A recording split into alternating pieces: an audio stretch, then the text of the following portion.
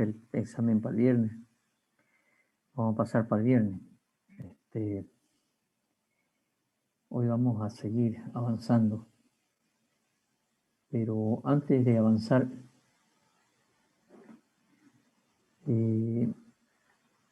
¿alguien se anima para hacer un simulacro de examen? ¿Quién quiere dar un examen? Para hacer una prueba, ¿cómo va a ser el examen?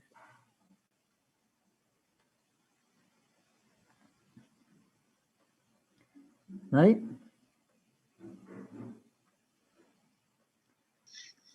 Ingeniero, las preguntas van a ser un poco generales o específicamente. Lo que acabo de decir es quién se ofrece para que yo le tome un examen como lo voy a tomar el viernes. Ahí van, en lo que quiero mostrarles cómo van a ser las preguntas. ¿Quién se anima? Nadie.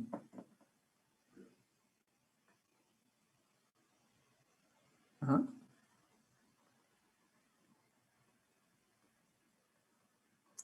A ver, ¿quién fue el que habló recién? ¿Tambo? Sí, ingeniero, yo hablé recién. Ya, a ver, le voy a tomar examen, ¿ok? No, pues, ingeniero. Okay. Es para que usted está preguntando cómo va a ser el examen y yo le voy a responder cómo es el examen, ¿ok? Voy a ver una demostración. A ver, vamos a hacer una demostración del examen.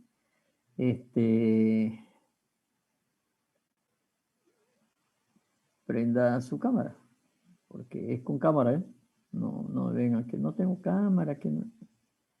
Si tienen cámara. Y si no, en el celular, ¿ok? Empezamos, ¿sí? ¿Es responsabilidad de la MAE aprobar el reglamento específico? ¿Sí o no? Sí, porque la MAE es la máxima No, autoridad. Si no me equivoco. no, señor. El reglamento específico lo aprueba el órgano rector. ¿Se puede cancelar una licitación antes de firmar el contrato?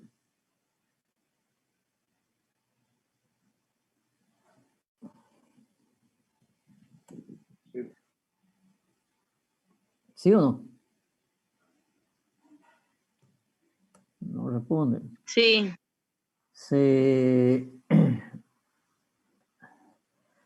¿Es función de la unidad solicitante la certificación presupuestaria?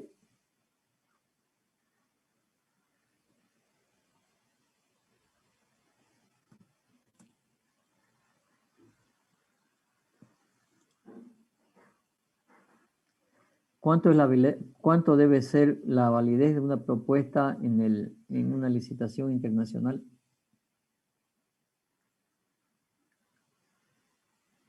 $60 días, ingeniero. Está bien, 60 días. ¿Es responsabilidad de la unidad administrativa ejecutar las garantías?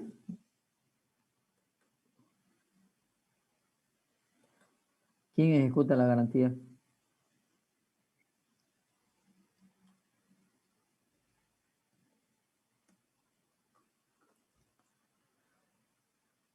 ¿Cuáles son los márgenes de preferencia?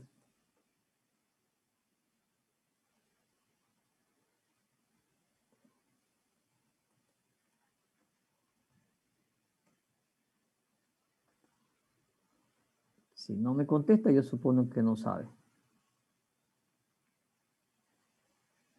¿Cuál es el límite de cuantía en contratación directa? 50.000 bolivianos. No, ¿Sin límite de cuantía? sin límite de cuantía.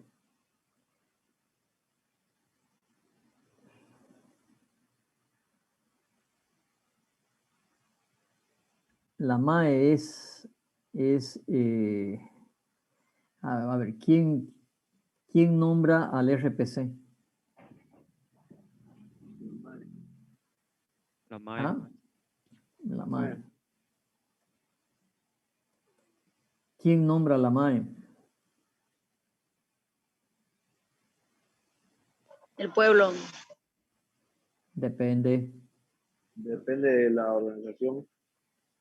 obviamente. Los ministros no los nombra el pueblo, los nombra el presidente. Así es. El gobernador sí, digamos, el alcalde, sí, digamos, sí. ¿Quién nombra la comisión de recepción? Puede ser la MAE o el RPC o RPA. Ok.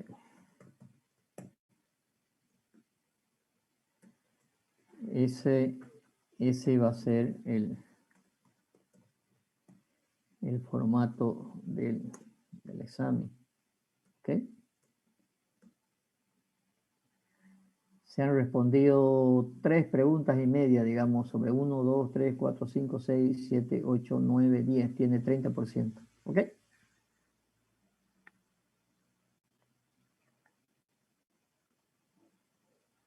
¿Se entendió cómo va a ser el examen? Sí, ingeniero. Así va a ser el examen.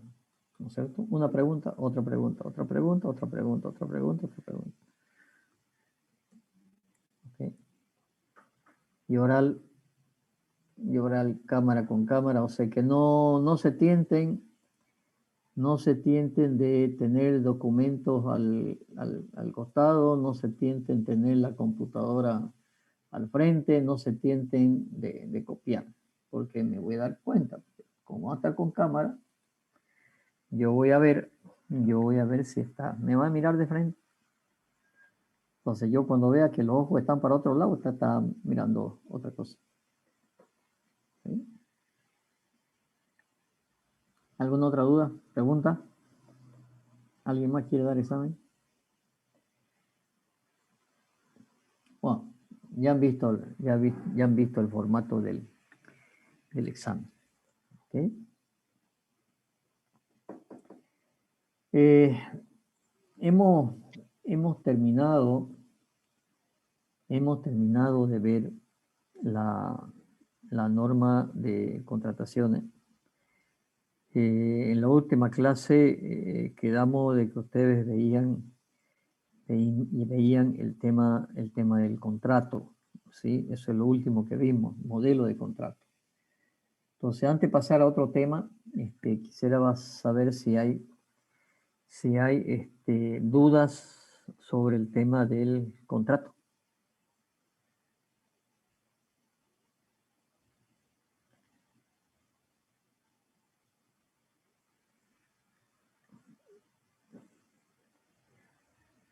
¿No hay dudas? Bueno, les voy a tomar el contrato entonces. ¿Sí? A ver, Roberto Tarija, dígame el contrato que dice respecto a las multas. ¿Cómo se cobran las multas?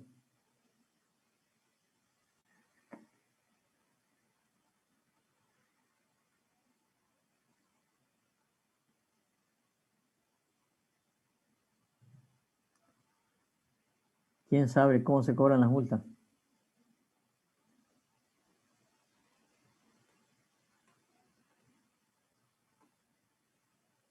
Es parte del contrato, son preguntas de examen.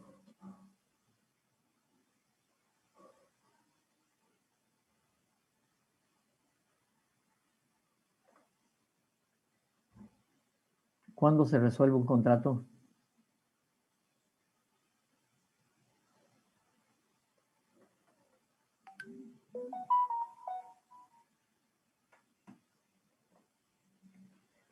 ¿Cómo se resuelve un contrato? ¿Qué hay que hacer para resolver un contrato?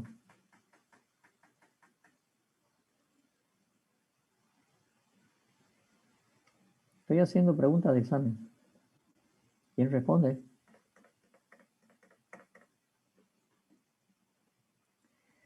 ¿Cuál es la diferencia entre supervisor y fiscal?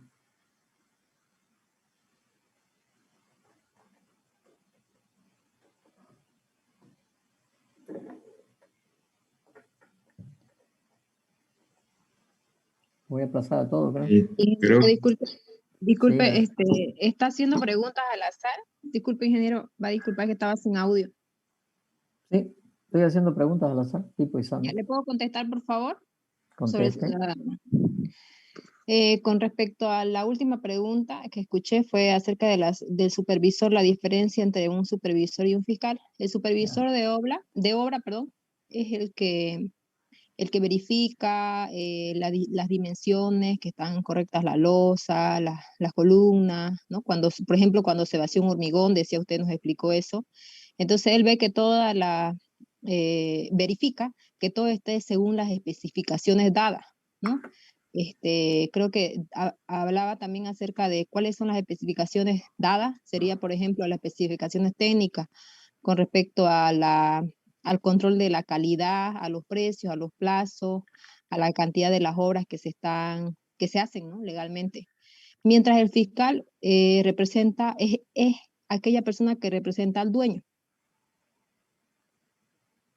Ya, Gracias, Inés. ok. ¿Cuál es la diferencia entre orden de cambio y contrato modificatorio?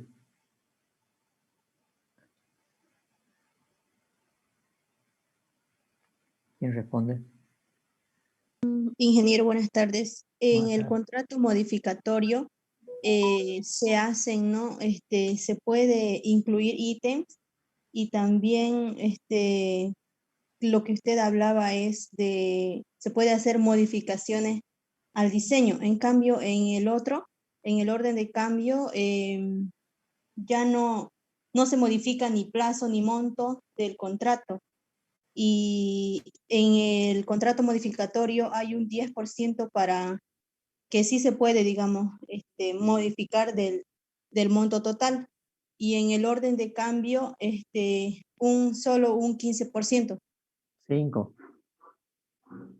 Ah, bueno, sí, sí, Entre 5. los dos son Sí, 15. sí. Sí, y entre los dos suman 15, sí, ingeniero. Ya, ¿quién compone la comisión de calificación?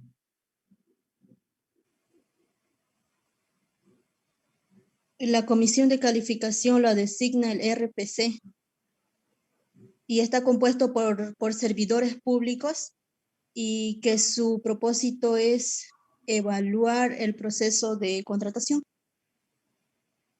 Ya, ¿y quién nombra la comisión de recepción? La MAE. La MAE. ¿Y quién nombra al fiscal? La nombra el dueño de la obra o a ver, el dueño elige al fiscal y el fiscal es el que representa al dueño, digamos. ¿Y quién es el dueño? En la gobernación, ¿quién es el dueño? El gobernador. Ya, la institución como institución, pero dentro de la institución, ¿quién lo nombra al fiscal? La MAE, el RPC, el director de obra pública. ¿Quién nombra al fiscal? Obra pública. Director de Obra Pública, ingeniero. El que corresponda, no necesariamente obras públicas, porque hay obras que se hacen también en otras unidades, digamos. La Dirección de Medio Ambiente, por ejemplo, la Secretaría de Medio Ambiente, ¿cierto? Puede hacer también obras, digamos. ¿Sí?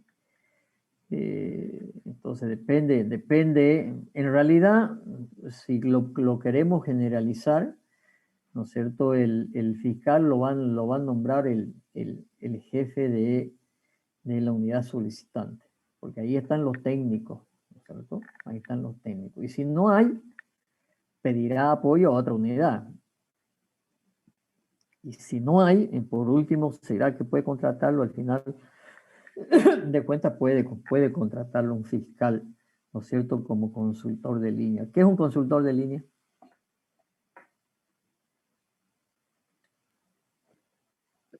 Eso no que es contratado para una obra específica. Pero ¿cuál es el concepto de la contratación de un consultor de línea? ¿Cuál es la diferencia con un consultor por producto y cuál es la diferencia con un empleado público? que los consultores de línea no siempre pueden ser servidores públicos y lo elige la entidad que brinda servicios al público, digamos, una entidad pública. Y es solamente creo que por un tiempo determinado, ¿no? Son unos meses, creo, solamente el contrato Sí, de ellos. por Depende plazo, del creo. caso. Sí, por plazo. Depende del caso. Del caso, sí. No tiene, pero es como un empleado. Va todos los días, firma asistencia todos los días y además no tiene beneficios sociales. Eso. Sí. ¿Sí? ¿Cuál es la característica de una licitación por concesión? Una No, licitación a ver, ya respondió bastante. Otros, a ver, Yo, ingeniero, puedo contestar. claro. Ya. Para lo que es la contratación por excepción, por ejemplo, no se publica, una de las características es que no se publica en el SICOE, sino que tiene que pasar por una comunicación a la Contraloría, indicaba usted. Y también una de las características es que los servicios de consultoría requieren de una experiencia o una especialización, decía, ¿no? En el documento, y solo puede ser realizada por un único consultor también. También estas contrataciones por sección son para las compras de alimentos.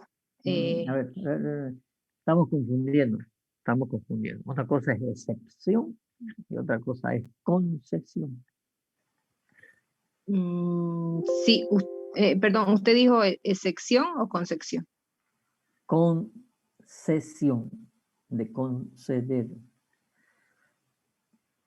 Ya, para lo que es, para la concesión, para las contrataciones por concesión, la MAE es la que se responsabiliza, ¿no? De la contratación.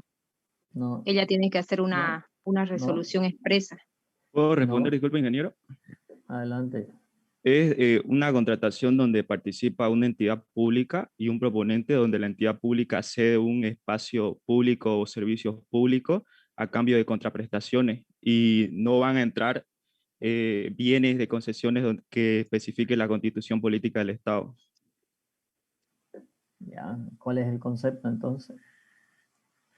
Es un bien de dominio público que se entrega a un privado por un tiempo determinado para que recupere la inversión, ¿no es cierto?, mediante la prestación mediante un canon, ¿no es cierto?, o un aporte del Estado. O en forma indirecta, como puede ser, por ejemplo, una concesión de una carretera que se paga la inversión con un peaje. Es el concepto de concesión. ¿Y cuál es el concepto de llave en mano? Yo, ingeniero, para la llave en mano, Ya. para lo que es la contratación de llave en mano, esta se hace durante un plazo cerrado, ¿no? El precio también es cerrado y también en el DBC, ¿no? Se tiene que hacer la consultoría de construcción, dice. Bajo el artículo 76 indicaba ahí en el documento, y también dice que es el constructor quien hace el diseño. También hay un RPC, ¿no? Para cada unidad solicitante, que esa parte no recuerdo bien, pero eso es lo que tenía en mis apuntes, ¿no? ¿Puedo responder, ingeniero? Llave en mano es cuando el proponente se encarga del diseño, de construcción y puesta en marcha de la obra, ¿no? ¿Qué es la diferencia de los demás tipos de contratación? Que no se aceptan cambios de contrato, Ya. o mejor dicho, modificaciones de contrato. Modificaciones. Puede haber, pero solamente son modificaciones de cosas que no estaban en el contrato. ¿Y cuál es el concepto de una licitación por leasing?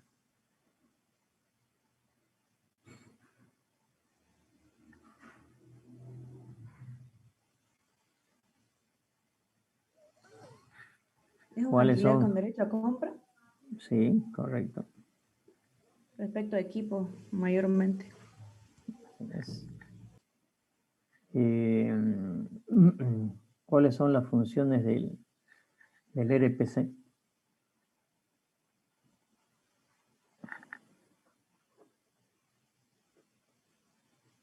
Es quien aprueba el inicio del proceso de contratación, aprueba el DBC, aprueba el DBC cuando hay enmienda, designa a la comisión de calificación, al responsable de evaluación. ¿Qué más? Es quien se encarga de pedir la certificación presupuestaria. Ya. ¿Y quién le da la certificación presupuestaria? La unidad administrativa, creo. La Administración y Finanzas. Sí.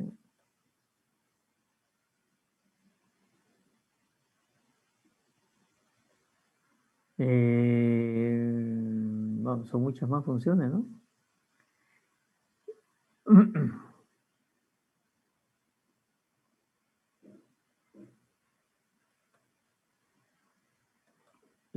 ¿Cuáles son las funciones del órgano rector?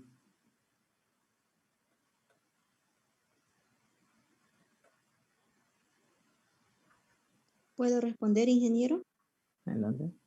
El órgano rector es aquel, ¿no?, que está conformado por el Ministerio de Economía y Finanzas, y su único fin o misión es revisar, actualizar las normas básicas del sistema de administración de bienes y servicios.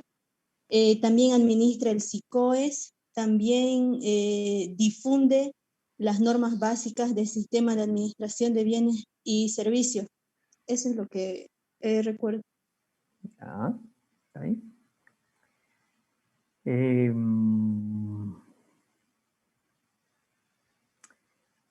¿Puedo cambiar el DBC? ¿Puedo modificar como entidad el DBC? Sí, se puede. ¿Cómo? En caso de que haya cláusulas donde el objeto de la contratación lo requiera y se tiene que hacer una carta previa mandándolo al órgano rector y el órgano rector decide si se modifica o no. Ya. Cuando yo presento una garantía,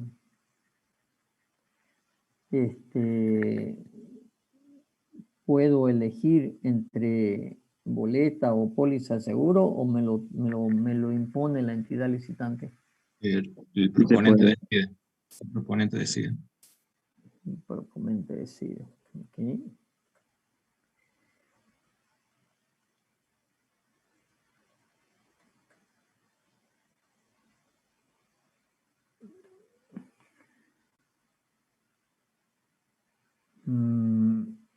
Es un error no subsanable la presentación del formulario A1 en fotocopia.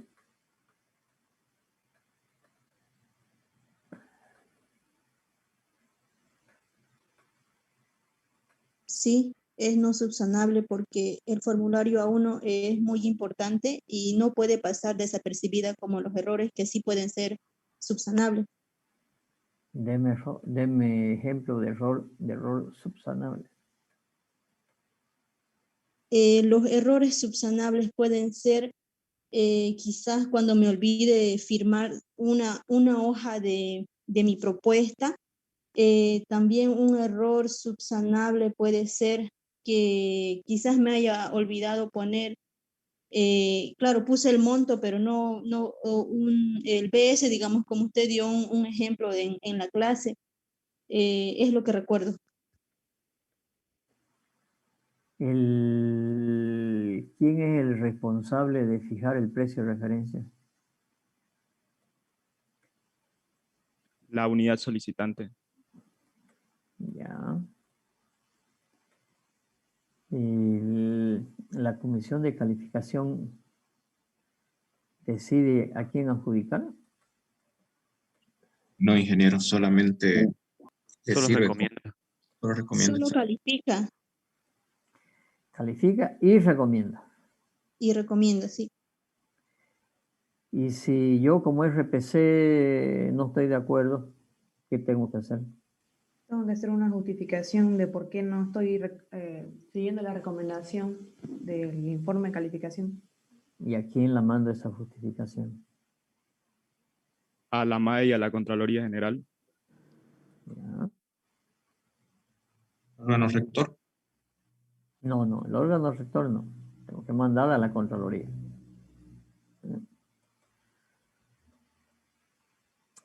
Ok, bueno.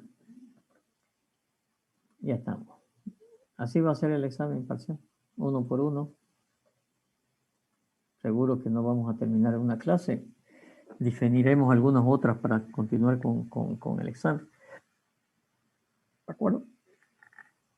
Tampoco, o sea, yo los voy llamando a medida de, tengo una lista ya de cómo empezar a llamar, porque, bueno, no le voy a decir por qué, pero tengo una lista ya de cómo los voy a empezar a llamar. ¿Sí? Ok, eso es, bueno, entraremos a otro gran tema, ¿sí? Otra norma que vamos a ver, no completa porque es muy, muy grande, es el Código de Urbanismo y Obra. ¿Qué es el Código de Urbanismo y Obra? Empecemos por ahí.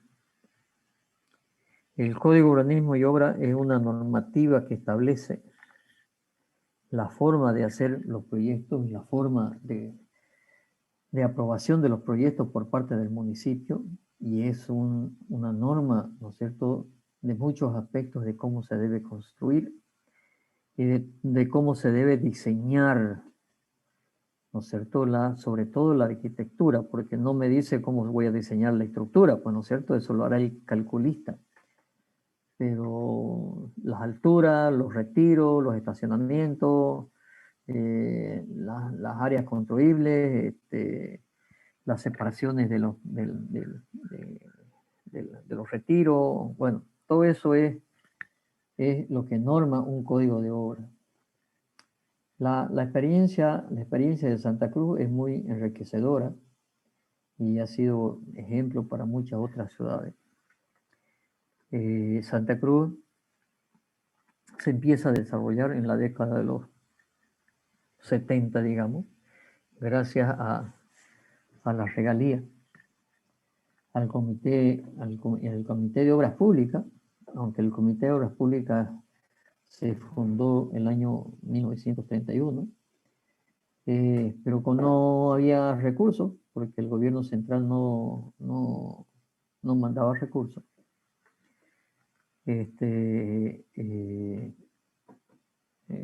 Santa Cruz pues era un pueblito, así nomás, ¿sí?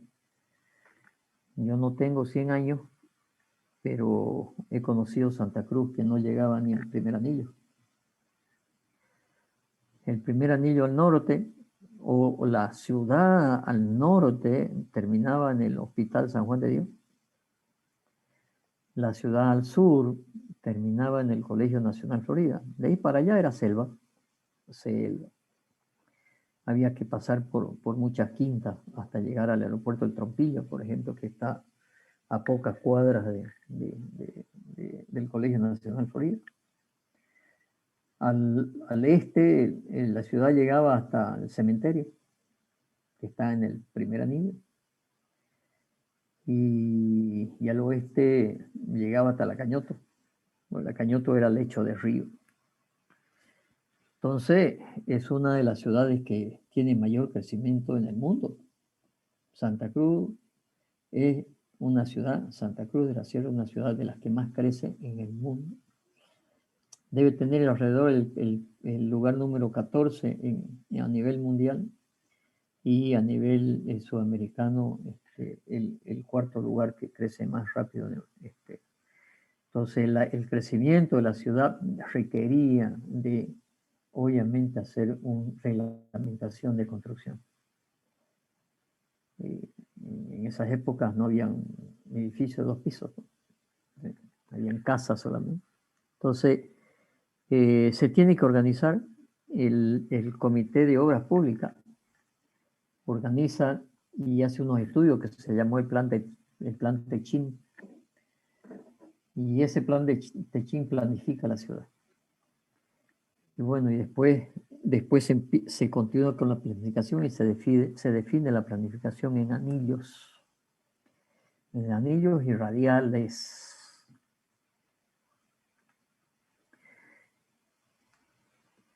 ¿Qué delimita qué delimita 2 radiales y 2 anillos?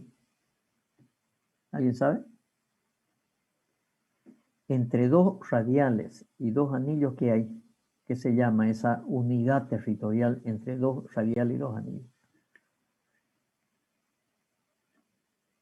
V. Sí, señor, la unidad vecinal. ¿Cuántas radiales hay?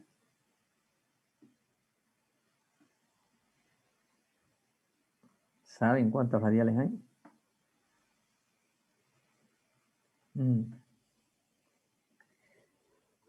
¿Saben dónde empiezan las radiales? ¿Cuál es la radial 1? No saben ni dónde viven ustedes, jóvenes. Por favor. ¿Sí? Si yo lo mando a la radial 1, ¿a dónde se van? ¿Ah? Radial 1 y cuarto anillo, ¿dónde se van? La radial 1 es el avance. La radial 2 es la Beni, la radial 3 la alemana, la radial 4 es la mutualista, la radial 5, etcétera, etcétera, etcétera. Van en sentido horario. ¿Sí?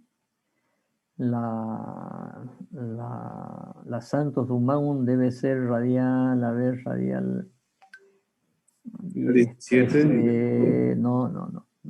La Santos Dumont debe ser radial 14. 14. La doble vía La Guardia es la radial 17. Y después está la red 17,5. Digamos. ¿Por qué 17,5? Porque hay radiales que no llegan hasta el centro. Pues, ¿no? Radial 17,5 empieza en el cuarto anillo. La Piraí debe ser la radial 19, más o menos. Y terminamos acá en la radial 26, que es la del comando de la policía. Pero está la radial 27, que ya parte del tercer anillo, la del zoológico. Entonces esas son las radiales y después obviamente los anillos. Entonces, entre 2 anillos y 2 radiales es lo que se llama una unidad vecinal. Y así se diseña esta ciudad, se planifica esta ciudad. Y esta ciudad se planifica como una ciudad, entre comillas, jardín.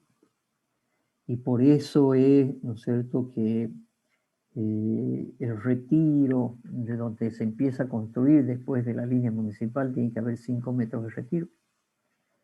La idea era, ¿no es cierto?, hacer retiros de 5 metros para usarlo como garaje, pero también que sea abierto, ¿no es cierto? Y estaban prohibidas las bardas, digamos. Hoy nos encerramos la barda por seguridad. Entonces nosotros pasamos por las calles y lo que vemos son portones y bardas, portones y bardas, portones y bardas. La idea era una ciudad abierta como hay en otros lados, qué sé yo, no sé, una ciudad muy florida y muy, por ejemplo, en Chile, en Valparaíso, por ejemplo. ¿Sí? No hay verjas, ¿no es cierto? Hay unas barditas de seto, de planta, ¿no es cierto? Y después está la casa. Entonces se ve un jardín externo. Eso por seguridad, aquí cada uno se empezó a encerrar, ¿no es cierto? Perdón. Y después el otro tema es la rotonda. Y si ustedes se fijan, las rotondas han ido desapareciendo. ¿Y por qué han ido desapareciendo? Porque nadie pensó en su momento, en aquellos momentos, ¿no es cierto?, que crezca tanto la ciudad y tan rápido. Entonces, cuando ya hay más de, creo que 500, no me acuerdo el número, que 500 vehículos por hora, ¿no es cierto? Ya la rotonda ya estorba en el paso. Y por eso se han ido eliminando las rotondas. A la larga se tienen que eliminar todas las rotondas. Y prohibir los giros a la izquierda, ¿no es cierto? Yo tendré que ir una cuadra más adelante, dar la vuelta, hacer un rulo para poder doblar a la izquierda. Como ya hay en muchos lugares de la ciudad, no se puede girar a la izquierda. Entonces, pero además, ¿no es cierto? Las condiciones de la construcción de edificios han tenido que modificar mucho la planificación de la ciudad. Entonces, es necesario organizar esa planificación. Y esa planificación se la hace, ¿no es cierto?, a través del Código de Urbanismo y Obra. Habían unos reglamentos al principio, ¿sí? Y después ya de muchos años se hizo el primer Código de Urbanismo y Obra, que es del año 91. Y obviamente también el desarrollo fue muy grande, que había que modificar, ¿sí? Las condiciones de parqueo, por ejemplo, en los edificios, las condiciones de altura, ¿no es cierto? La densificación de la ciudad, ¿no es cierto?, en cantidad de habitantes por hectárea, ¿sí? Es una ciudad que todavía no es muy densa comparada con otras ciudades. De las capitales, por ejemplo, ciudades más grandes en el mundo, ¿no es cierto? Estamos hablando de Londres, Buenos Aires, Santiago de Chile, de las capitales más grandes del mundo, que tienen mayor cantidad de habitantes, que tienen una densidad muy grande, ¿no es cierto? Y si vemos en otros países, tenemos edificios uno pegado al lado del otro. Aquí todavía no podemos hacer un edificio pegado al otro, tenemos que tener ciertos retiros. Y todo eso está establecido en el Código de Urbanismo y Obra. El Código de Urbanismo y Obra tiene tres tomos. Un primer tomo de procedimientos, un segundo tomo de lo que es arquitectura y un tercer tomo que es de construcción. Esos son los tres tomos. Y entre ellos suman como 900 y pico de artículos. Entonces, imposible que podamos ver todo. Yo lo que les voy a repasar del código son más aspectos procedimentales, sobre todo de la parte de ingeniería. Yo les voy a pasar de todas maneras el código de obra, o lo bajan de la web de la alcaldía. Esos tres tomos, el código de obra fue aprobado, lo empezamos a trabajar el año 2007, 2008. Y nos llevó casi 7 años de trabajo. ¿A quién? A una comisión. ¿Quién componía esa comisión? Obviamente las unidades de planificación, de organización, de medio ambiente, de jurídica, o sea, una comisión de la alcaldía, de funcionarios de la alcaldía, más representaciones de la sociedad civil, digamos, privada, la Cámara de la Construcción, el Colegio de Arquitectos y la Sociedad de Ingenieros. Yo fui partícipe de eso como sociedad de ingenieros. Y aunque el código se aprobó en el 2014, siempre hay modificaciones que hacer. Entonces el mismo código, que es una ley del municipio, es una ley municipal, establece que haya una comisión permanente de revisión del código. Y en esa comisión permanente también está la Sociedad de Ingenieros, la Cámara de Construcción, el Colegio de Arquitectos como ente privado. Y bueno, y cada vez que hay que modificar el código, bueno, lo hemos modificado, no sé si 2 veces, 2014, 2015 y 2017 creo que fue la última modificación. Y hay ahorita deben haber una buena cantidad de artículos que hay que modificar, que lo hemos ido trabajando en realidad antes de la pandemia, ¿sí? Entonces hay muchas cosas que todavía están pendientes por modificar. Y bueno, nos reunimos dependiendo de los temas. Hay veces que hemos estado reunidos por meses, una vez cada 15 días, a veces cada semana. Entonces esa comisión permanente de revisión del Código de Urbanismo y Obra es la que presentan los problemas, ya sea por parte de la alcaldía o por parte de las entidades de afuera, para hacer modificaciones al código. Lo que queremos aprender, ¿no es cierto?, es en esta materia son algunos conceptos muy generales del Código de Urbanismo y Obra, porque además ustedes tienen una materia, entiendo, de arquitectura, ¿sí? Diseño, arquitectura, ¿cómo se llama esa materia? Arquitectura y planeamiento urbano. Ok. ¿Quién la ha hecho ya? ¿Alguien la ha hecho? ¿Nadie? Bueno, ahí van a ver el código de obra también. Por eso es que yo voy a ver, lo que entiendo, ¿no es cierto?, es que ven bastante el tema del tomo 2, del tema urbano, el tema de las edificaciones, Yo me voy a referir más al tema 1, que es lo que quiero que ustedes conozcan, que es los procedimientos de qué hay que hacer y los problemas que existen en la aprobación de los proyectos y cuáles son los tipos de proyectos, ¿no es cierto? ¿Quiénes lo firman? ¿Quiénes lo aprueban? ¿Dónde se aprueba? El día de mañana ustedes salen profesionales y hacen un cálculo de estructura, por ejemplo. ¿Qué hacen con el cálculo? ¿A dónde lo llevan? ¿No es cierto? ¿Quién lo aprueba? Etcétera, etcétera. Entonces, todo el tema procedimental es lo que quiero ver. Yo les voy a ir pasando el tomo 1 y voy a ir marcando los temas que quiero que estudien, ¿no es cierto? Porque todo es muy grande, obviamente, es muy grande, no tiene sentido, ¿no es cierto?, ver detalles arquitectónicos o detalles que no hacen a la ingeniería, pero fundamentalmente lo que es a procedimiento, que es temas legales, ¿sí? Ok, voy a cargar el primer tomo.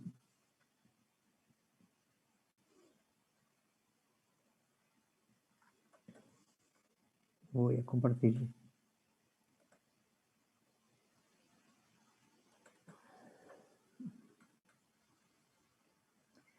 ¿Se ve? Sí, ingeniero. Ok. Entonces, como les decía, ¿no es cierto?, el tomo 1 es un tomo de procedimientos. ¿Qué hay que hacer? ¿Cómo hay que hacer? ¿Sí? ¿Qué hay en estos procedimientos? Están los procedimientos administrativos. ¿Cuál es el objeto del código? ¿Cuál es la participación social e institucional? ¿Qué es la aplicación y las disposiciones del código? ¿Cómo se aplican?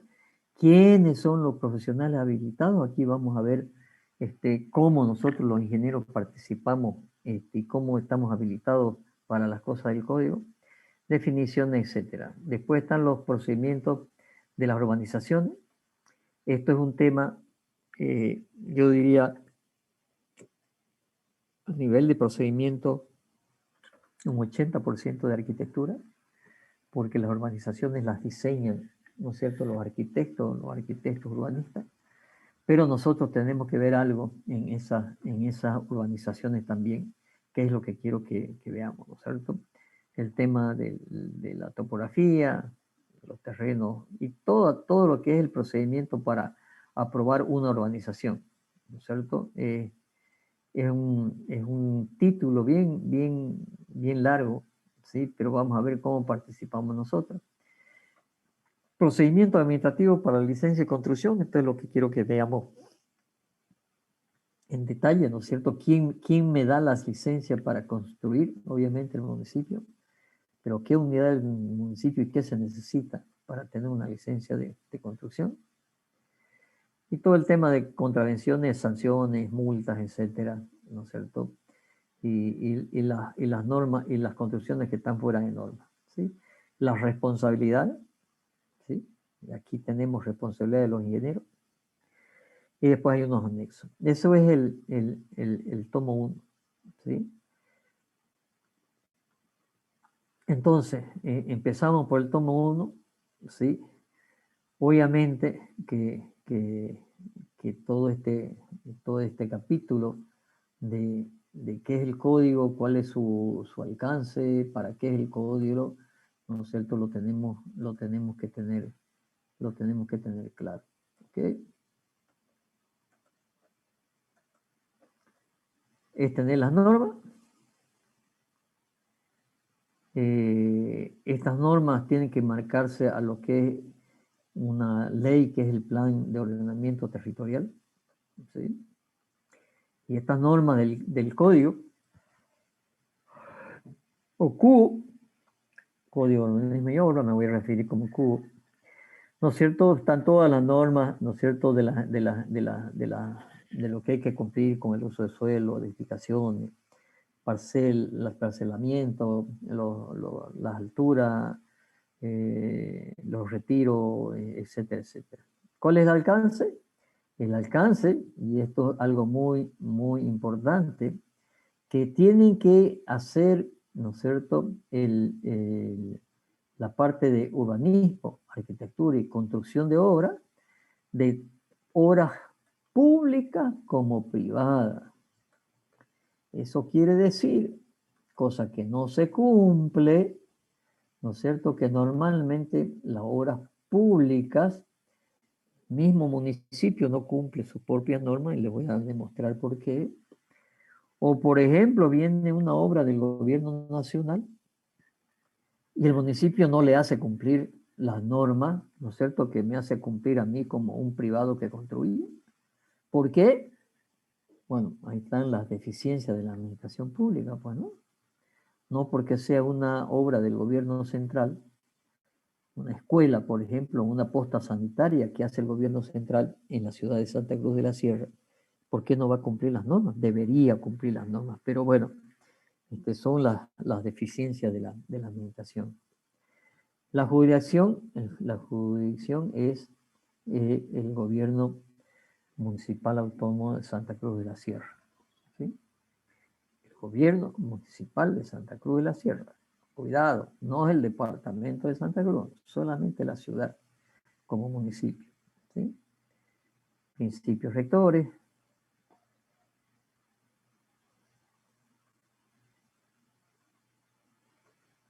La participación social e institucional, ¿no es cierto? Ustedes tienen derecho como ciudadanos, ¿sí?, a pedir información, a no ser que la información esté expresamente definida que puede ser confidencial, pero si no, tienen ustedes el derecho como ciudadanos de pedir información, tienen el derecho de participar, ¿sí?, ya sea como la sociedad civil organizada. ¿Y qué es la sociedad civil organizada? Por ejemplo, la sociedad de ingenieros es una sociedad civil organizada, ¿sí?, que tienen obviamente su personería jurídica, ¿cierto? Ejercerá el derecho de participar a través de la Comisión Permanente del Código de Organismo y Obras, ¿sí?, que esta es la comisión que les comento, ¿no es cierto?, que nosotros como sociedad de ingenieros participamos en las modificaciones, actualizaciones del código. La aplicación del código se aplica en el órgano, en el municipio de Santa Cruz. Los otros municipios de la mancomunidad que se llama, o sea, los municipios que rodean Santa Cruz, más o menos Cotoca, Guarne, Orongo, La Guardia, no tienen un desarrollo de código como este, pero en muchas de las cosas adoptan el código de Santa Cruz de la Sierra. Dentro del municipio hay una oficina técnica, lo que antes se llamaba plan regulador, hoy se llama la oficina técnica, ¿sí? Y hay un consejo técnico dentro de la Secretaría de Planificación. ¿Quién dirige este código y quién es responsable por parte del municipio? ¿No es cierto? Es la Secretaría Municipal de Planificación. No recuerdo, creo que le han cambiado de nombre recién a esto, sí, y por lo tanto hay que verificar el nuevo nombre que le han dado a la Secretaría Municipal de Planificación. Y existe un consejo técnico dentro de esa secretaría que, digamos, estos son los técnicos que aprueban, que definen, y que cuando hay que hacer modificaciones al código son los que presentan las modificaciones, etc. ¿Sí? En este consejo técnico no participan las entidades privadas.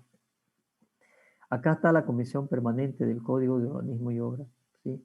Es una comisión permanente, ¿sí?, para actualización del código, que tiene los miembros, el secretario de Planificación, representante de Medio Ambiente, de Obras Públicas, de Asuntos Jurídicos, el director de la Oficina Técnica, o sea, de esta Oficina Técnica que habla acá dentro de la Secretaría Municipal de Planificación, las instancias técnicas de elaboración y revisión de normas dentro de la unidad de planificación, la dirección jurídica, y acá están, ¿no es cierto?, los tres representantes técnicos de la sociedad civil, que es el Colegio de Arquitectos, la Sociedad de Ingenieros y la Cámara de la Construcción, ¿sí? El presidente de la Comisión de Actualización, ¿sí?, puede invitar a otras entidades para que formen parte de alguna comisión o algún estudio. Ahí está el procedimiento de la comisión, etc. ¿Quiénes son los profesionales habilitados? Los profesionales habilitados para los proyectos y la ejecución de las obras, ¿sí? Dice los que están legalmente habilitados. Y aquí se hace una diferenciación muy, pero muy categórica de lo que son los proyectos de arquitectura y lo que son los proyectos, ¿no es cierto?, de ingeniería. Entonces, los proyectos de arquitectura solamente los pueden firmar, ¿sí?, los arquitectos legalmente habilitados. Los proyectos de urbanismo solamente lo pueden firmar los arquitectos o arquitectos urbanistas legalmente habilitados. Los proyectos de ingeniería, ¿no es cierto?, los ingenieros legalmente habilitados. ¿Y qué es un ingeniero legalmente habilitado? Un ingeniero legalmente habilitado es un ingeniero que estudió en una universidad, que dio su proyecto de grado, tiene el título académico, y después del título académico tiene que tramitar lo que se llama la provisión nacional, que antes se lo daba a través del Ministerio de Educación, ¿sí? Pero hoy lo dan en cada universidad. O sea, ustedes se van a recibir, van a terminar su materia, se van a inscribir en la materia GRL, que es la última materia, el cual los habilita para hacer su proyecto de grado o su tesis. Ahí nos vamos a ver, espero, soy docente de esa materia.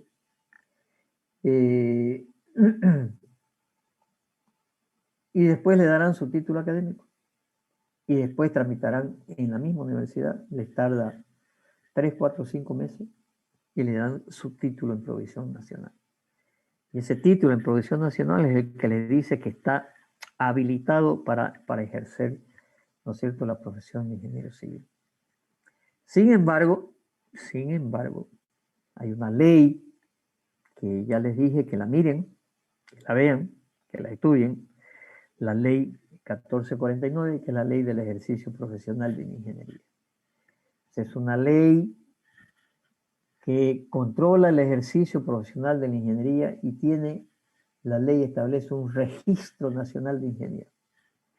Ese registro nacional de ingenieros es del Estado boliviano. Sin embargo, por esa misma ley, le dice a la sociedad de ingenieros, oye, sociedad de ingenieros, ¿sí? Ustedes que son una institución gremial, porque eso es la sociedad de ingenieros, una institución gremial que asocia a los ingenieros. El que quiere se inscribe, el que no quiere no se inscribe, ¿no es cierto? Porque es una sociedad, es una asociación gremial. Sin embargo, cuando el Estado le dice a la sociedad de ingenieros, hacete cargo del control del ejercicio profesional, ¿no es cierto? Y lleva el registro de los profesionales en el país, hay que inscribirse en ese registro. Así dice la ley del ejercicio profesional de la ingeniería. Entonces, y ese registro, por ley, se lo pasa a la Sociedad de Ingenieros de Bolivia. La Sociedad de Ingenieros de Bolivia se lo transfiere a cada uno de los sociedades de ingenieros departamentales para su control del ejercicio profesional. Pero el registro es único. Uno se registra en el Registro Nacional de Ingeniería a nivel nacional, a través de las sociedades de ingenieros departamentales. En ese momento, ese registro, ¿no es cierto?, es institucional, pero es del Estado. Entonces muchos dicen, ¿no es cierto?, ¿por qué pues me voy a tener que inscribir en ese registro? ¿No es cierto?, si ese registro es de la sociedad de ingenieros. Y la sociedad de ingenieros es una sociedad, ¿no es cierto?, de amigos ingenieros. No, señor, la sociedad de ingenieros es una sociedad privada, pero que el Estado, mediante ley, le ha otorgado la potestad de administrar el Registro Nacional de Ingenieros. El registro nacional, o sea, es del Estado ese registro, pero lo administra la sociedad de ingenieros. Entonces, hay quienes plantearon y dijeron, bueno, ok, como yo tengo que inscribirme en la sociedad de ingenieros y tengo que pagar una cuota mensual, no recuerdo cuánto está hoy día porque ya soy emérito, después de 30 años de profesión uno ya no paga cuota, se llama ingeniero emérito. No sé, pero creo que son $8, una cosa así, $8, $9, lo que se paga de cuota. 60 bolivianos es ingeniero. ¿70 está ahora? 60 bolivianos. ¿60? Ya, ok. Sí. Pero en el plan bueno, hay algunos planes de pago, etcétera, pero ya, digamos, 60 bolivianos. Entonces, 60 bolivianos es lo que tiene que pagar el ingeniero mensualmente. Entonces, alguien dijo, ok, ¿yo por qué tengo que pagar 60 bolivianos? ¿No es cierto? Porque esos 60 bolivianos vive la sociedad de ingenieros, ¿no es cierto? Para hacer cursos, para hacer informes, para hacer, ser el representante de la sociedad civil técnico. Bueno, ¿por qué tengo que pagar? Yo quiero pagar solamente el registro. Bueno, ha habido hasta juicio al respecto. Incluso un ex rector de la universidad hizo un juicio a la sociedad de ingenieros, hizo una demanda de inconstitucionalidad de la ley, porque decían, y lo hacía a nombre de los ingenieros comerciales, porque los ingenieros comerciales dijeron, ¿por qué nosotros estamos en la sociedad de ingenieros? Pero son técnicos, nosotros somos administrativos. ¿Y por qué pues tienen el título de ingenieros comerciales? ¿Y por qué tienen ese título? Porque es un marketing de las universidades.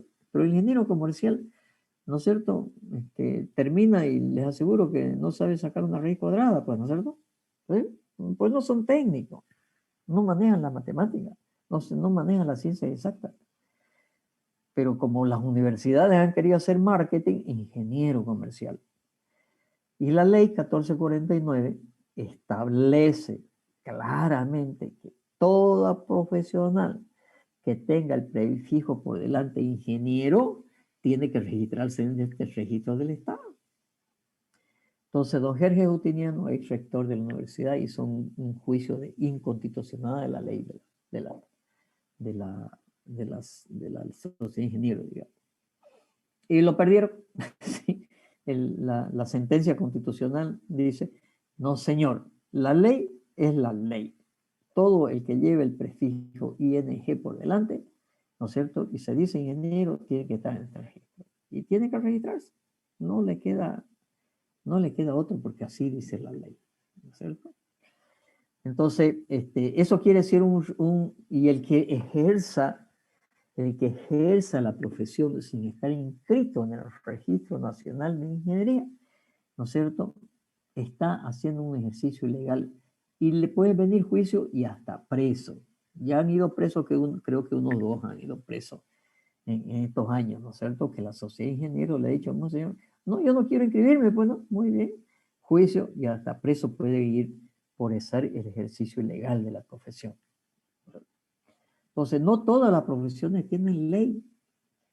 Tienen ley los ingenieros, y no los civiles, todos los ingenieros, porque la sociedad de ingenieros abarca a todos los ingenieros.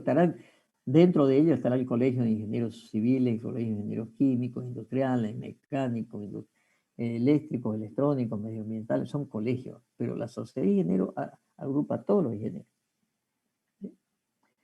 Entonces, los ingenieros... Una pregunta. Sí.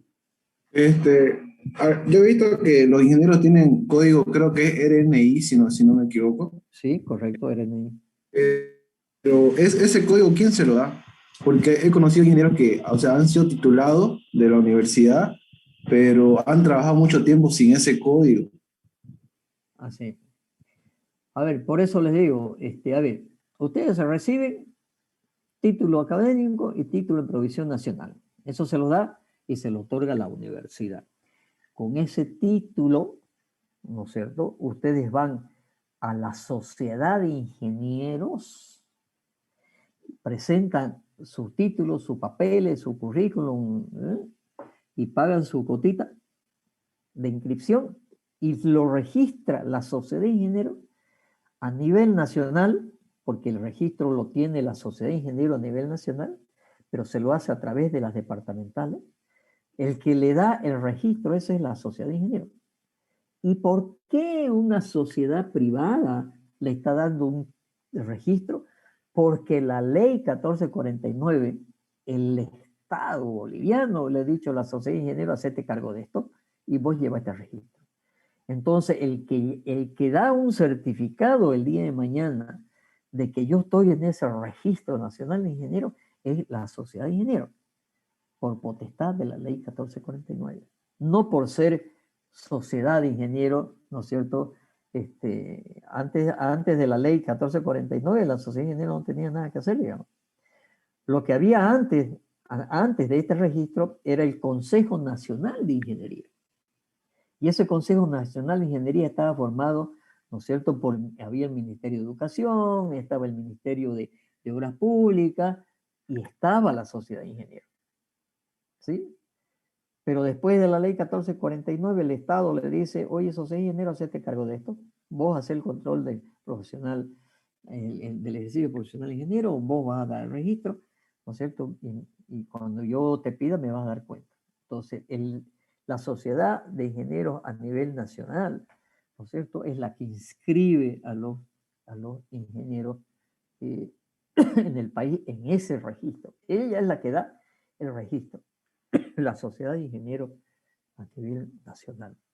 Pero se lo puede hacer a través de, ustedes llevan sus papeles aquí a la sociedad de ingenieros departamental, le chequean los papeles y lo mandan a La Paz, a la sociedad de ingenieros de Bolivia. La sociedad de ingenieros de Bolivia está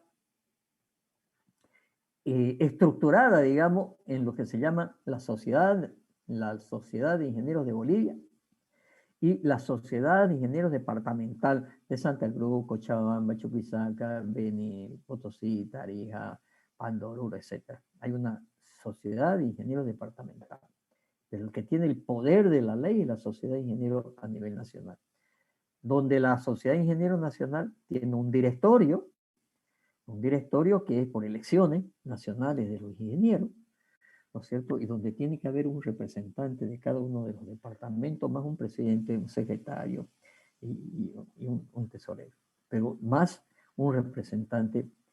Por otra parte, existen los colegios. Está el Colegio de Ingenieros Civiles, el Colegio de Ingeniero Eléctrico, el Colegio de Ingeniero Sanitario, o sea, hay como 16 colegios. Pero además existen los colegios a nivel nacional. O sea, existe un Colegio Nacional de Ingenieros Civiles. A mí me ha tocado algún momento ser vicepresidente del Colegio Nacional de Ingenieros Civiles. Entonces, después de ese directorio, ¿cuál es la instancia máxima de la sociedad de ingenieros? Una asamblea. Esa asamblea está formada por delegados de cada uno de los departamentos, ¿sí?, de la sociedad de ingenieros departamentales, delegados proporcionalmente a la cantidad de asociados que tiene. Y además están los presidentes de los colegios nacionales, y eso se llama la Junta Nacional. Aquí también hay una junta departamental. Está el directorio, que es elegido por voto directo de los ingenieros. Está el directorio de la sociedad de ingenieros. Pero además están, ¿no es cierto?, la junta, que es una instancia superior, donde está el directorio de la sociedad de ingenieros y los presidentes de cada uno de los colegios, ¿sí?, de especialidades que se llaman, ¿no es cierto?, civiles, industriales, químicos, eléctricos, electrónicos, informáticos, medioambientales, etcétera, etcétera. ¿Okay? Entonces, hay que ser claro en que dos cosas. Que un tema es la sociedad de ingenieros como entidad gremial que agrupa a los señores ingenieros.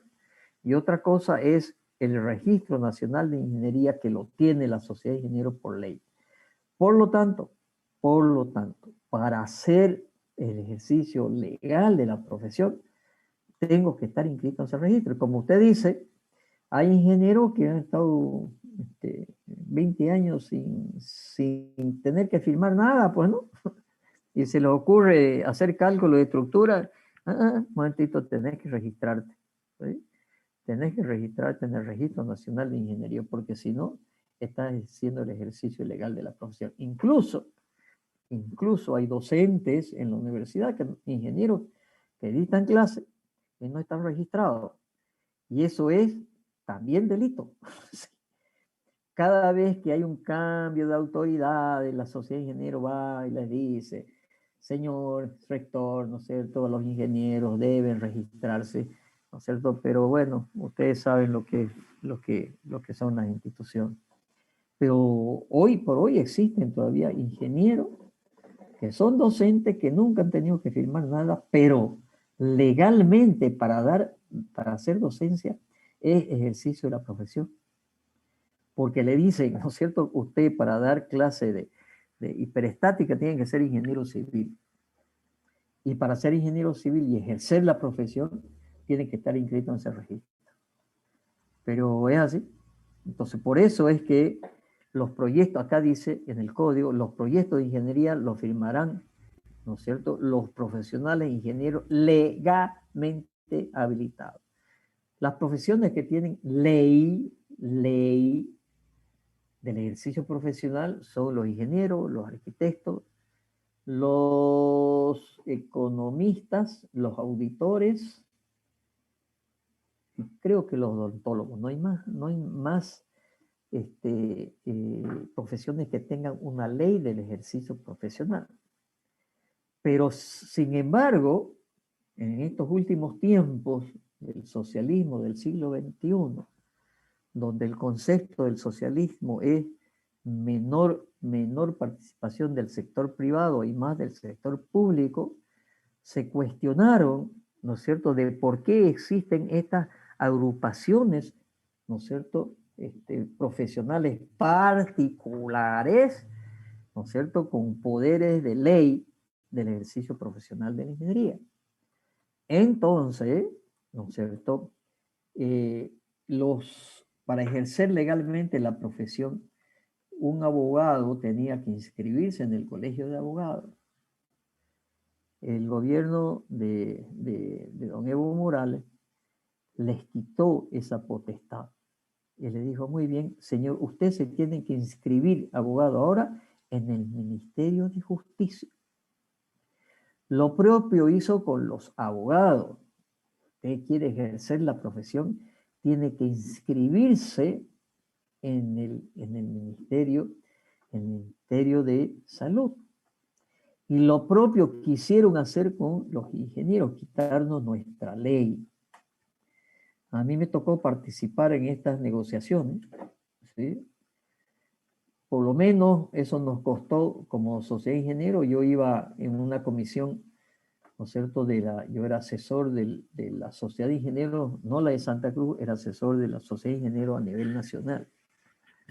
Y tuvimos, no sé, cuántas reuniones con el Ministerio de Autonomía, el Ministerio de Obras Públicas, el Ministerio de Finanzas. El que más se oponía era el Ministerio de Finanzas, don Arce Catacora, entonces, para quitarnos la ley. Y bueno, trabajamos mucho, como 2 años. ¿Qué conseguimos? Que se adecúe el reglamento de la ley de la ingeniería, porque está la ley y su reglamento. El reglamento que se adecúe a la nueva Constitución Política del Estado. Y conseguimos que no nos quiten la ley, y por lo tanto, hoy por hoy, sigue esa ley vigente, y por lo tanto hay que inscribirse en el Registro Nacional de Ingenieros, que lo tiene la Sociedad de Ingenieros. ¿Okay? Ingeniero. Sí, adelante. Disculpe, antes de cambiar de tema, estaba en la parte ahí, ¿no? Del proyecto de ingeniería. Dice que tienen que ser profesionales ingenieros legalmente habilitados, ¿no? Entre todo lo que es la universidad, he escuchado, ¿no? Que dicen que para participar de las obras públicas o dicen que tienes que tener el servicio premilitar hecho. No sé si es verdad o... No. No, usted no, lo que no puede ser es, ¿no es cierto? No puede ser diputado, no puede ser senador, no puede ser presidente, no puede ser cargos públicos si no tiene el servicio militar hecho. Pero para ejercer, para ser consultor, empresa constructora, no tiene nada que ver el tema de tener el servicio militar cumplido. Nada que ver. Solamente cuando uno presenta, y ya lo hemos visto en los formularios, ¿se acuerdan? En los formularios A4, el A5, el A6, ¿sí? De los profesionales, y ahí arriba decía, ¿no es cierto?, registro profesional, y más nada de libreta de servicio militar. ¿Ok? Pero para ser senador, diputado, presidente, no sé hasta qué cargo le exigen en un cargo público tener la libreta de servicio militar. ¿Ok? Gracias. Ingeniero. Sí. Ingeniero, otra pregunta. En caso de que tenga 2 ingenierías, ¿la cuota sigue siendo 60 bolivianos o llegaría a ser 120 bolivianos? No, una sola. Porque usted se está inscribiendo en un registro de la sociedad de ingenieros, no de un colegio. ¿Sí? O sea, yo puedo ser ingeniero civil, ingeniero medioambiental, y me podré inscribir en el colegio de ingenieros civiles, en el colegio de ingenieros medioambientales, y aún así tampoco paga más cuota. No hay una cuota adicional del colegio de ingenieros civiles, ni una cuota de ingeniero. O sea, los colegios no cobran cuotas, ¿ok? Uno tiene solamente el Registro Nacional de Ingeniería. Y eso está inscrito en la sociedad, en el Registro Nacional de Ingeniería, y por lo tanto, ¿no es cierto? Además, es miembro de la sociedad de ingenieros. Un colegio de ingenieros civiles, yo no necesito registrarme, automáticamente paso a ser parte de los ingenieros civiles. Y no tengo que pagar cuota adicional, no tengo que tener una inscripción adicional, absolutamente más nada. De la cuota nacional que se paga mensualmente, parte de ese valor de la cuota va ¿a dónde? Va a la Sociedad de Ingenieros Nacional. Y parte de la cuota también va al colegio. Pero además, los colegios también viven, digámoslo así, ingreso a esos recursos, la aprobación de los proyectos. Cuando yo hago un cálculo de estructura, lo tengo que presentar a la Sociedad de Ingenieros, porque si no lo presento a la Sociedad de Ingenieros, no me lo van a recibir en el municipio. Y por lo tanto no me van a aprobar el proyecto de construcción. ¿De acuerdo? Entonces, no es una cuota adicional. Ni siquiera estar en un colegio es una cuota adicional. ¿Sí? Es solamente el registro en el Registro Nacional de Ingeniería que maneja la Sociedad de Ingenieros. Y ese legalmente habilitados quiere decir que en el caso de los ingenieros tiene que tener lo que se llama su RNI, Registro Nacional de Ingeniería. Fíjense que en trabajos de agrimensura y topografía dice que quedan habilitados, ¿sí?, los ingenieros agrimensores, topógrafos legalmente habilitados. Y los ingenieros civiles, esto costó bastante. Cuando lo escribimos, se presentaron ante la Comisión Permanente del Código de Obra los topógrafos y los agrimensores. Y dijeron, no señor, los planos de topografía solamente lo podemos firmar los topógrafos o los ingenieros agrimensores o los agrimensores. Bueno, hubo toda una discusión y gracias a la ley del ejercicio profesional del ingeniero, esta parte de la topografía también es una función del ingeniero civil. Por lo tanto, por eso aquí dice que los trabajos de agrimensura, topografía, los puede firmar los ingenieros civiles. Ahora, aquí hay algo interesante que lo he resaltado acá en rojo, ¿no es cierto? Que los profesionales son responsables ante las instancias correspondientes. El profesional es responsable. Cuando se cayó el edificio del Málaga, ¿sí?, en el cual lamentablemente falleció el ingeniero calculista y que era el director de obra o supervisor de obra, ¿sí?, el ingeniero Armando Rivera, que era docente de muchos años. Yo recuerdo que entramos juntos a la universidad hace 44 años con Armando Rivera.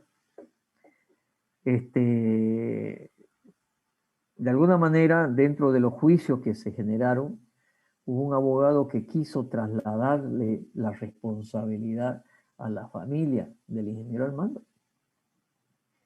Entonces, con la ley en la mano, con la ley del ejercicio profesional, ¿sí?, se demostró que el único responsable es el ingeniero.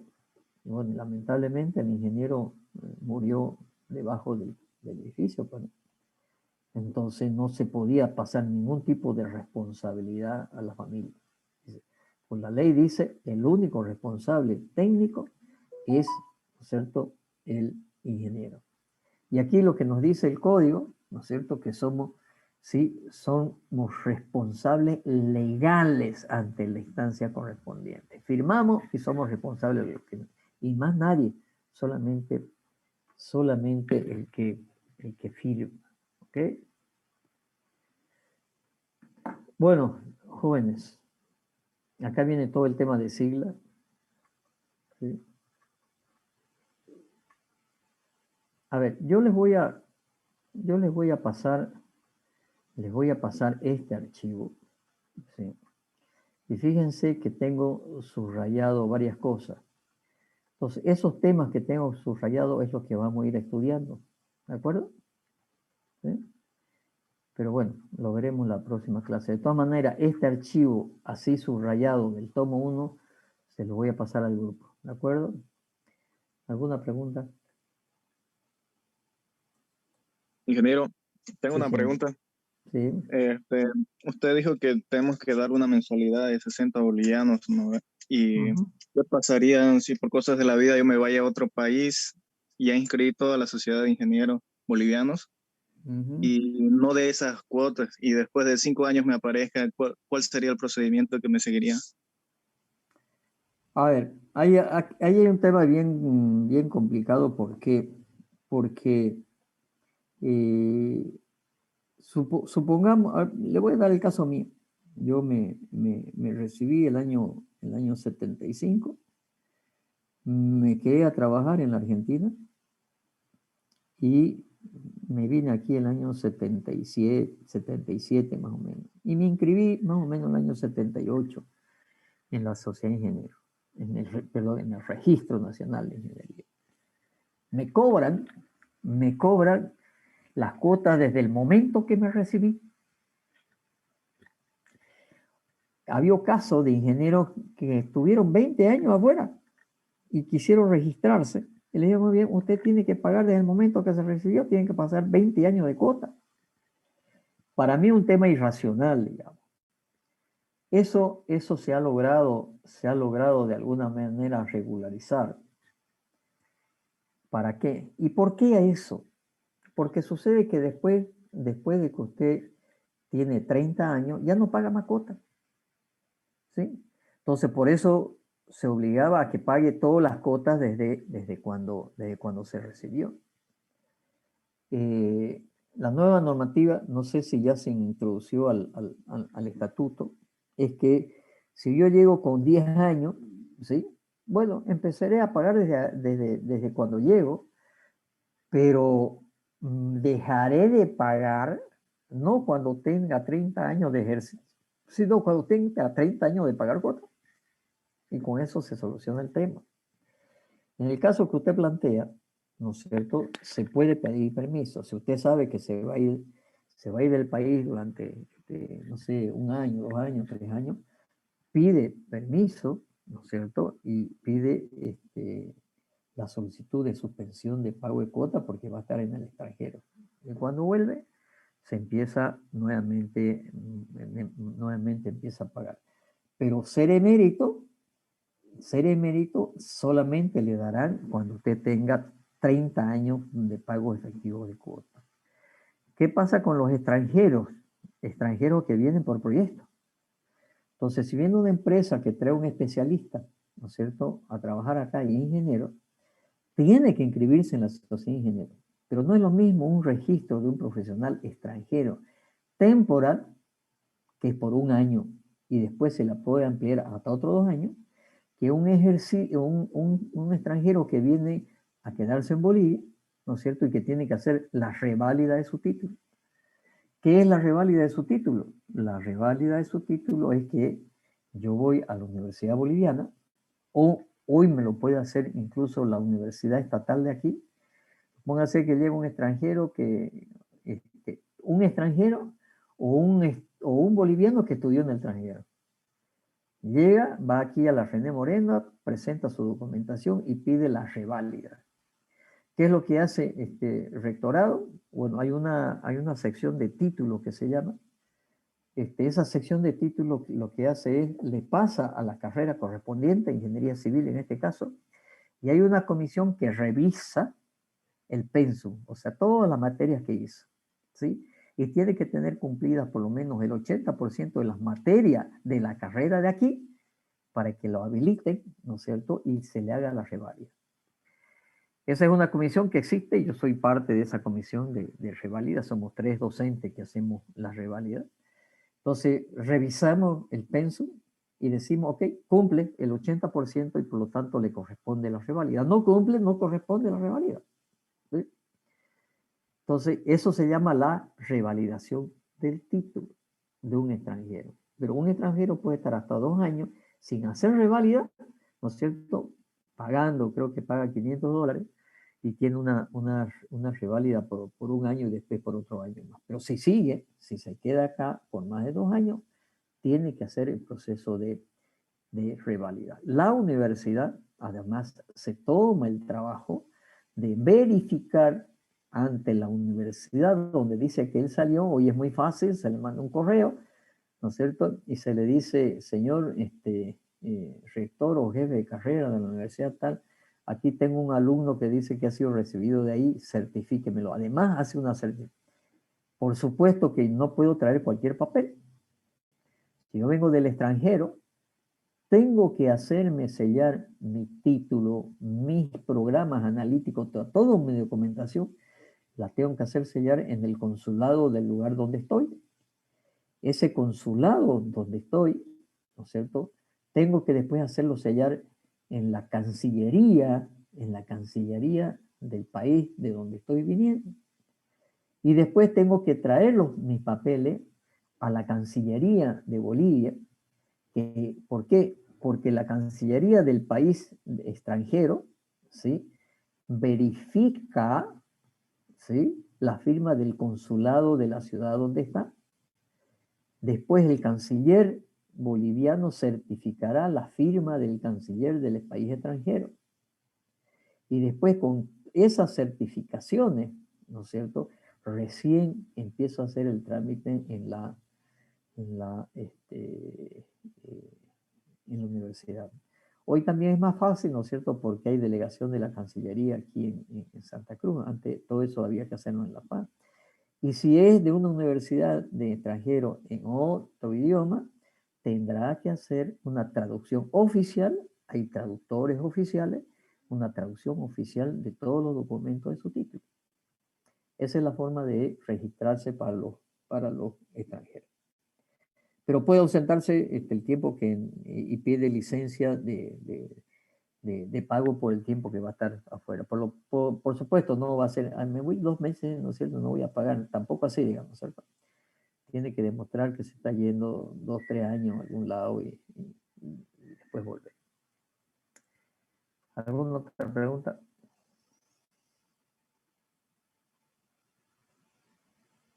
Ingeniero, para agarrar una obra pública, ¿le piden el RNI al ingeniero que la agarra? A ver, la obra no la agarra, normalmente la obra no le agarra un ingeniero, lo agarra una empresa, teóricamente. Hay ingenieros que se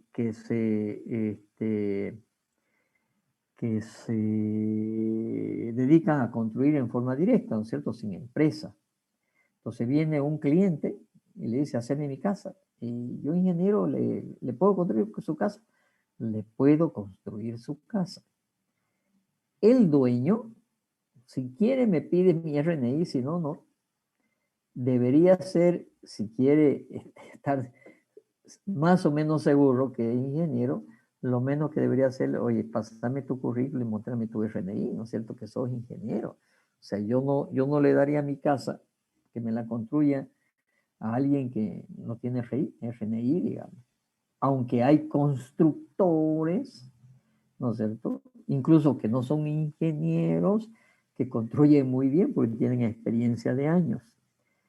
Sin embargo, en la parte pública, ¿no es cierto?, no puede haber ningún ingeniero construyendo, dirigiendo, supervisando o haciendo diseño, ¿no es cierto?, que no tenga RNI, porque se lo pide la norma de contratación.